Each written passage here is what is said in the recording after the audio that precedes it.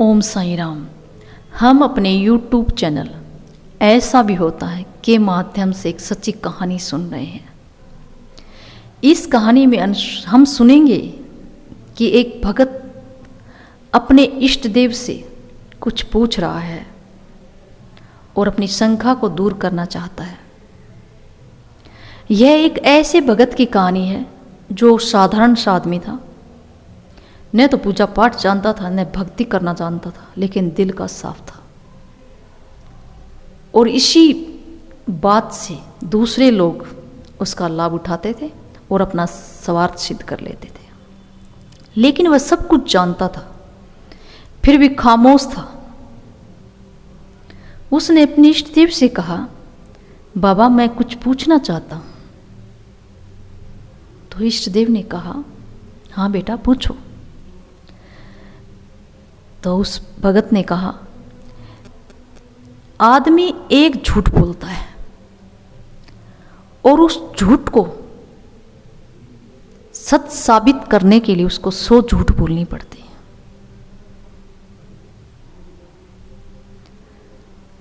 अंत में झूठ की जीत हो जाती है, सच की हार हो जाती है। इष्टदेव ऐसा क्यों होता है? उसके इष्टदेव ने मुस्कुराते हुए कहा, बेटा ये दुनिया है,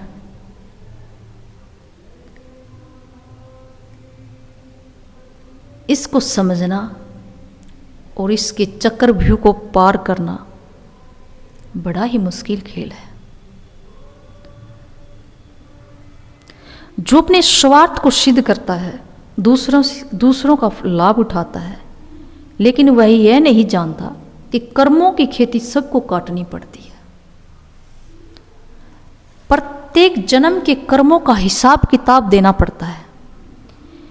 ये जीवन ऐसे ही चलता रहता है।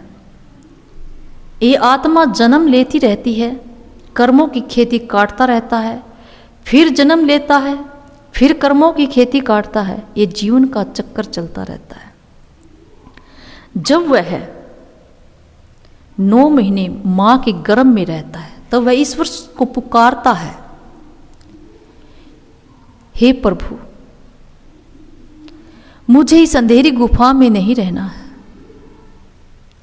मुझे जितनी जल्दी हो सके इस अंधेरी गुफा से बाहर निकालो, और अब की बार मैं मेरे सारे कर्मों का हिसाब किताब इसी जन्म में चुकाना चाहता हूं।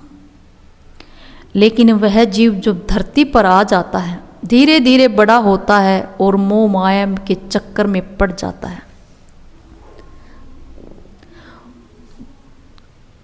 जो उसने मां के गर्भ में रहकर प्रभु से वादा किया था कि मुझे इसी जन्म में अपने सारे कर्मों का हिसाब किताब चुकता करना है, वह भूल जाता है। ऐसे ही कर्मों की खेती चलती रहती है और वह फिर जन्म लेता रहता है, फिर चलता रहता है। वह भगत ये बात सुनकर परेशान हो गया। उसने कहा, बाबा इस समस्या का कोई समाधान तो होगा। बाबा ने कहा, बेटा अपने कर्मों की गठड़ी जितनी कम हो उतनी बनाओ। तो उस भगत ने कहा, बाबा मैं समझा नहीं।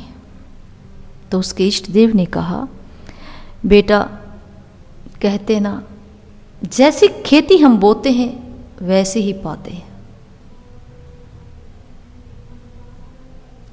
यदि हम आम का पेड़ बोएंगे तो आम ही खाएंगे, और यदि हम मौसमी का पेड़ बोएंगे तो मौसमी ही खाएंगे, बदली नहीं जा सकती। ऐसे ही कर्मों का खेल है। यदि हम अच्छे कर्म करेंगे, करते रहेंगे, तो हमारे कर्मों की गठरी बिल्कुल छोटी सी बनेगी।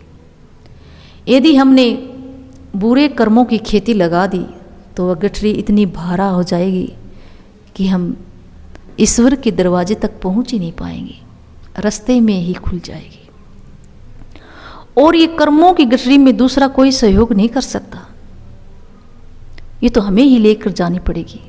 कहते ना, आदमी अकेला जन्म लेता है और अकेला ही जाता है, कोई किसी के साथ नहीं जाता। बच्चे सब कुछ यहीं रह जाता है। ये धन दौलत जो वह रात दिन मेहनत करके कमाता है, अपने स्वार्थ सिद्ध करता है, ये हो जाएगा वो हो जाएगा, लेकिन अंत में जब उसकी विदाई होती है तो वो कर्मों की गठरी उसके साथ जाती है। यदि कर्मों की गठरी जितनी कम होगी, वह उतनी जल्दी ईश्वर के दरवाजे पे पहुंचता है और उसका नंबर जल्दी आता है। और जितनी भारी कर्मों की गठरी होती है, वह रास्ते में खुल जाती है और वह इधर उधर ही भटकता रह जाता है। उसको समझ में नहीं आता कि वो क्या करे क्या नहीं करे।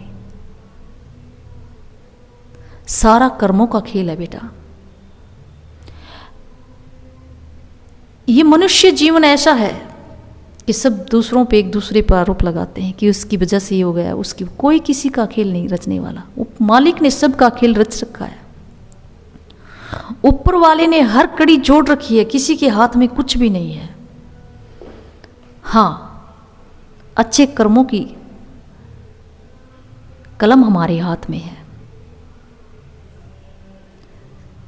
पहले वाला पेज ईश्वर ने अपने हाथ से लिखा है और अंत वाला पेज ईश्वर ने अपने हाथ से लिखा है। 2 पेज खाली छोड़े हैं। किसके लिए पता है? वो इस जीव के लिए छोड़े, इस आत्मा के लिए छोड़े कि वो कैसे उस पर लेखनी चलाता है, कैसे उसके कर्मों को अच्छा बनाता है, बुरा बनाता है, वो उस जीव पर निर्भर करता है। ओम साईं राम। इसका अगला भाग हम अपनी अगली वीडियो में सुनेंगे।